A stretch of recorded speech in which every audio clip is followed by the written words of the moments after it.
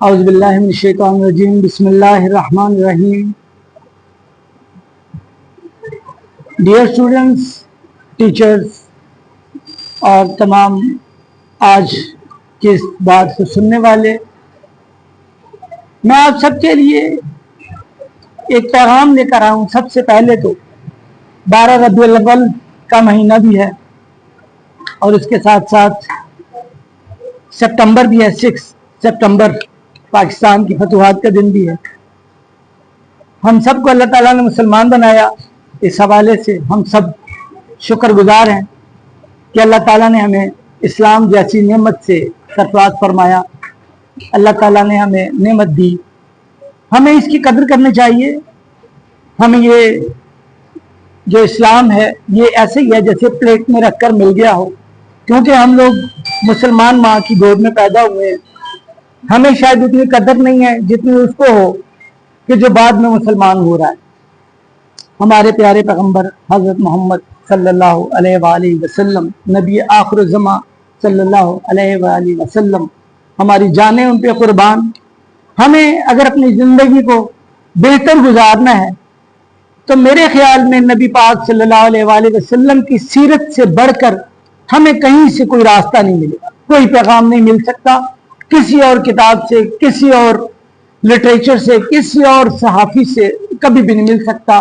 یا نبی آخر الزماں حضرت محمد صلی اللہ علیہ وسلم کی سیرت کو اپنا کر، یا قرآن پاک کا جو درس ہے، قرآن پاک جو کتاب ہے ہمارے لیے مشعل راہ ہے، نور ہدایت ہے، اس پہ عمل کر کے ہم اپنی زندگی کامیابی کے ساتھ گزار سکتے ہیں. اللہ سے دعا ہے اللہ تعالیٰ ہمیں نبی پاک صلی اللہ علیہ وسلم کی سیرت اور قرآن پاک کے احکامات پہ چلنے کی اللہ توفیق عطا فرمائے. ابھی ہم اپنے وطن کی طرف آتے ہیں. یہ وطن بھی اسلام سے جدا نہیں. پیارا پاکستان ہمارا مارز وجود میں آیا ہی اسلام کے نام پر ہے. دو قومی نزدیت کی بنیاد پر آیا ہے پاکستان، جو مارز وجود میں آیا ہے. آپ اسٹوڈنٹس آپ اس بات کو سمجھتے ہو، اساتذہ کرام بھی، کہ پاکستان جو ہے وہ نزدیہ پاکستان کی بنیاد پر. اور نزدیہ پاکستان کیا تھا کہ ہم لوگ دو الگ اقوام ہیں. ہندو الگ قوم ہے اور مسلم الگ قوم ہے. یہ ایک نظریاتی اسٹیٹ ہے، نظریاتی اسٹیٹ. اب ہمیں اس کی قدر ہونی چاہیے کہ اللہ، ایک تو ہمارا یہ کہ اللہ تعالیٰ نے ہمیں مسلمان بنایا، اور دوسرا یہ ہمیں اللہ تعالیٰ نے پاکستان جیسی عظیم مملکت سے نوازا. ورنہ ان لوگوں کے حال جا کر جانے جو کسی غیر مسلم قوم کے اندر رہ رہے ہیں، کسی غیر مسلم ملک میں رہ رہے ہیں. یہاں پر پاکستان دیکھو ایک گلدستہ ہے. ہر ملک کے اندر ہر مذہب کے لوگ رہتے ہیں، لیکن ہر ملک کے اندر ہر مذہب کے رہنے والے لوگوں کو تحفظ فراہم نہیں ہوتا. آپ اپنے پڑوسی ملک انڈیا کی مثال لے لیں. ایسا نہیں کہ صرف پاکستان کے اندر ہی سارے مذہب کے لوگ ہیں. سب ملکوں میں تمام مذاہب کے لوگ ہوتے ہیں، لیکن پاکستان کو جو الگ ایک حیثیت حاصل ہے وہ کیا ہے کہ پاکستان کے اندر رہنے والے ہر مذہب کے لوگوں کو تحفظ حاصل ہے. خوشیاں منانے کا، مذہب کے اوپر چلنے کا مکمل اختیار ہے، اپنی عبادات کا مکمل اختیار ہے. لیکن اپنے پڑوسی ملک آپ دیکھ لیجئے، انڈیا میں آپ کی نماز ہو رہی ہو تو وہ شور و غل غپارہ کر دیتے ہیں. مساجد کے اندر غلاظت پھینک دی جاتی ہے. قربانی کا موقع ہو، گائے کے ذبیحہ کے اوپر ایشو کریٹ ہو جاتا ہے. وہ ہندوتوا، ہندو جو مودی کے زیر سرپرستی اور اس کی ناک تلے ظلم و بربریت کا بازار گرم ہے. آپ کے پڑوسی ملک انڈیا کے اندر، ہندوستان کے اندر وہ نیرو مائنڈڈ لوگ مسلمانوں کو نہیں جینے دیتے. اور اگر کرسچن برادری ہے تو ان کے ساتھ بھی ان کا سلوک کوئی اچھا نہیں، ناروا سلوک ہے. ماضی میں بہت سی مثالیں ملتی ہیں. تو ہمیں اپنے وطن عزیز کی، پیارے بچوں میں آپ سے مخاطب ہوں، ہمیں اپنے وطن عزیز کی قدر کرنی چاہیے. ہمیں اپنے پیارے پاکستان کی قدر ہونی چاہیے. اور اساتذہ کرام آپ کو بتاتے رہتے ہیں، اور آپ کی بکس کے اندر بھی لکھا ہوا ہے کہ یہ پاکستان جو ہے یہ آپ کو پلیٹ میں رکھ کے نہیں مل گیا، یہ تھالی کے اندر رکھ کے نہیں آسانی سے مل گیا. یہ آزاد اتنی آسانی سے نہیں ہوا. آزادی کے لیے قربانیاں دی. کس نے قربانیاں دی؟ آپ اپنے بڑوں سے پوچھ کے دیکھیں, اپنے ماں باپ تو خیر نہیں, ان کے ماں باپ سے پوچھ کے دیکھیں, آپ اپنے دادا نانی سے, دادا دادی سے, نانا نانی سے پوچھ کے دیکھیں کہ پاکستان جب یہ ملا تھا تو کتنی قربانیاں دینا پڑی, اور اس کے بعد صرف حاصل کرتے وقت نہیں قربانیاں دینی پڑی, آج اگر اس کے تحفظ کی باری آتی ہے تو بھی قربانیاں دینا پڑی. 1965 کو کتنی قربانیاں دی, اور اللہ تعالیٰ نے 65 میں پاکستان کو فتوحات سے نوازا. پھر انہوں نے اس کا بدلہ لینے کے لیے 71 کی جنگ کی. 71 کے اندر انہوں نے ایک ڈھونگ رچا کر تحریک کے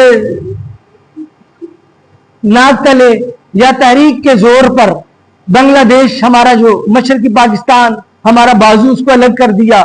اور اس کے بعد ان کو یہی تھا کہ شاید ہم پاکستان سے بڑے بھاری ہو گئے ہیں.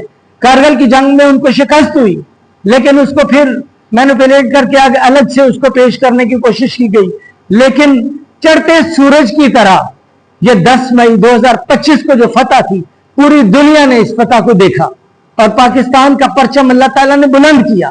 افواج پاکستان جس کے خلاف ایک پروپیگنڈا گھڑ کے افواج پاکستان اور عوام کے درمیان میں نفرتوں کا بیج بویا جا رہا تھا, تو اس وقت اللہ تعالیٰ نے پاکستان کی افواج کو فتوحات سے نوازا.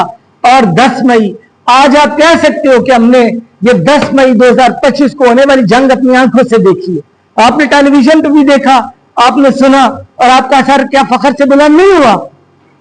اور ہوا تھا کہ نہیں ہوا تھا؟ بچوں ذرا نعرہ لگاؤ, پاکستان زندہ باد. مجھے پتا چلے انڈیا تک آواز جان چاہیے, پاکستان, پاکستان آرمی, پاکستان.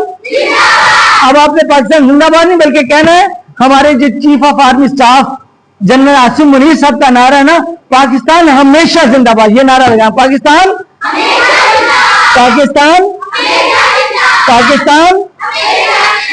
انشاءاللہ پاکستان ہمیشہ زندہ باد. لیکن ہمیشہ زندہ باد کا نعرہ جو ہے اس کو زندہ رکھنے کے لیے میں نے اور آپ نے کوشش کرنی ہے. وہ کیا کوشش کرنی ہے؟ میں نے بینگ اے ٹیچر آپ کے دلوں کے اندر پاکستان سے محبت کو بیدار کرنا ہے, اور آپ کو آپ کے دلوں میں پاکستان, افواج پاکستان کے لیے جو محبت ہے اس کو میں نے آپ کے دلوں میں بیدار کرنا ہے. دشمن کی کوشش ہوگی کہ آپ کے اور افواج پاکستان, آپ سے مراد ہم سب عوام کے طور پر, ہمارے دلوں میں اور افواج کے اندر گیپ کرنے کی کوشش دشمن پیدا کرے گا. میری بات کو سمجھیں آپ, دشمن کی کوشش ہوگی کہ آپ کو افواج پاکستان کے خلاف بھڑکائے, ابھارے. کبھی آپ کو پارٹیوں میں الجھائے گا کہ آپ اس پارٹی کے ہو, آپ اس پارٹی کو, آپ اس سیاسی پارٹی کو, آپ اس سیاسی پارٹی کو. ٹیچرز آپ لوگ, آپ ایک وائٹل رول پلے کر سکتے ہیں اپنے بچوں کے دل میں وطن پرستی پیدا کر کے, اور اپنے بچوں کے دل میں, اپنے اسٹوڈنٹس کے دل میں وطن پرستی کے ساتھ ساتھ افواج پاکستان کے ساتھ محبت بیدار کر کے آپ اپنا رول پلے کر سکتے ہیں. اگر یہ نہ کیا تو دشمن تیار بیٹھا ہے آپ کے برین واش کے لیے. دشمن کی کوشش ہے کہ وہ آپ کو افواج پاکستان کے خلاف لا کر کھڑا کر دے. یاد رکھنا, کوئی فوج تب تک نہیں ہارتی جب تک عوام ساتھ دیتی رہے. جب افواج پاکستان کے خلاف آپ کے دلوں میں زہر آ جائے گا, آپ اس طرح کریں گے تو وہ ہمت انشاءاللہ پھر بھی نہیں ہاریں گے. I love Pakistan army and I believe انشاءاللہ کہ پاکستان افواج نہ صرف میدان جنگ میں آپ کے ساتھ ہے, افواج پاکستان نہ صرف اقوام کے ساتھ ہے, ہماری عوام کے ساتھ ہے جنگ میں, بلکہ سیلاب میں, زلزلوں میں, معاشی جنگ میں بھی آپ کے ساتھ ہے انشاءاللہ تعالی. دشمن پھر افواج پاکستان کے اندر بھی نفرت کا بیج بونے کے لیے چھوٹے اور بڑے رینکس کے اندر خلا ڈال رہا ہے. عوام کے منہ سے برین واش کر کے وہ کہہ رہا ہاں جی جو بارڈر پہ لڑ رہے ہیں ہماری ان کے ساتھ پیار ہے, اور جو جرنیل ہے ان کے ساتھ نہیں. یہ دشمن کا ایجنڈا ہے. Try to understand it. اس بات کو آپ نے سمجھنا ہے. کوئی دشمن آپ کے دل میں اگر یہ ڈالنے کی کوشش کرے کہ ہمیں بارڈر پہ کھڑے جوانوں سے پیار ہے اور ان کے ساتھ نہیں ہے, تو سمجھو وہ دشمن کا ایجنڈا ہے. آپ نے ہرگز یہ نعرہ نہ بلند کرنا ہے, نہ اپنے دل کے اندر یہ خیال پالنا ہے. وہ جوان بھی فوج کا ہے, افسر بھی فوج کا ہے, جنرل بھی فوج کا ہے, کرنل بھی فوج کا ہے, بریگیڈیئر بھی فوج کا ہے. سب کے سب پاکستان کے پیارے ہیں, پاکستان کے محافظ ہیں, اور سپاہی بھی محافظ ہیں, سب کے سب محافظ ہیں. میری بات کو آپ سمجھ رہے ہو نا؟ ہاں جی. اور ان کو بھی سمجھو جو وردی تو نہیں پہن رہے ہوتے لیکن افواج پاکستان کے ساتھ وہ اپنا کام کر رہے ہوتے ہیں، جو شہید بھی ہو جائیں تو پتہ نہیں لگتا کون شہید ہوا، اس بیچارے کو نہ کوئی رنگ مل رہا ہوتا ہے، نہ کوئی اس کو تمغہ مل رہا ہوتا ہے، وہ شہید ہو جاتا ہے وطن کی خاطر۔ اس کی ماں سے جا کر پوچھو وہ کہاں گیا، وطن کو اس نے جان دے دی۔ اور دشمن ایک ایجنڈا لے کر آ گیا ہے کہ افواج پاکستان کے خلاف ہم نے آواز اٹھانی ہے اور آپ کو بڑکانا ہے۔ اس کو پتہ ہے کہ افواج پاکستان کے خلاف ہم نہیں لڑ سکتے، ہم بے وقوف بنا کر عوام کو، کیونکہ ان کو نہیں پتا یہ ہائیبریڈ وار ہے، یہ ایک جنگ نئی طرف کی جنگ ہے۔ وہ آپ کو، عوام کو خلاف افواج کے اٹھا کر اپنی آواز بلند کر کے آپ کو افواج پاکستان کے خلاف کرنا چاہتا ہے۔ کیا آپ کبھی افواج پاکستان کے خلاف آواز اٹھا سکتے ہیں؟ نہیں، بولو نہیں، ہم کبھی بھی افواج پاکستان کے خلاف آواز نہیں۔ پاکستان آرمی پاکستان، میں نے بولا تھا پاکستان ہمیشہ زندہ باد، پاکستان خوش رہے، آباد رہے، اللہ آپ کو خوش رکھے۔